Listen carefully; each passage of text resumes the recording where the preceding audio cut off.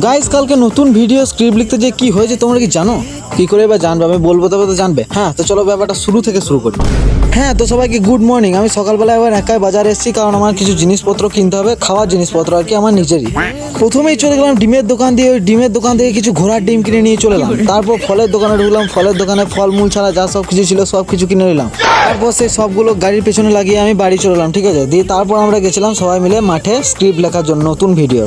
কিছুটা স্ক্রিপ্ট লেখা হয়েছে, তারপরে আমাদের কল ঢুকতে থাকে, মানে তোমরা বুঝতেই পারছো কতটা ব্যস্ত মানুষ আমরা। তারপর ওখান থেকে আমরা চলে গেলাম। তারপর আবার বিকেলে আমি এলাম মাঠ। বিকেলে হালকা জল হয়েছে। ওয়েদারটা দেখো ভাই, সে আকাশের কালার কি, ও একদম রোম্যান্টিক ওয়েদার। কিন্তু রোম্যান্টিক ওয়েদার নিয়ে আমি কি করবো ভাই? আমার গার্লফ্রেন্ড তো নাই, যাদের আছে তারা এনজয় করো। ভাবলাম দুপুরবেলায় জল হয়ে গেছে, আর মনে হয় জল হবে না, ঠিক আছে। সেই জন্য সবাই মিলে হাঁটতে হাঁটতে আবার গেলাম বেড়াইতে। তো দেখছি আবার জল পড়তে লাগলো, সেই জন্য ছুটতে ছুটতে আসতে হলো আবার। আজকের মতো ভিডিওটা এখানে শেষ করলাম। তোমরা চ্যানেলটা সাবস্ক্রাইব করে দাও। কাল দেখা হচ্ছে আবার।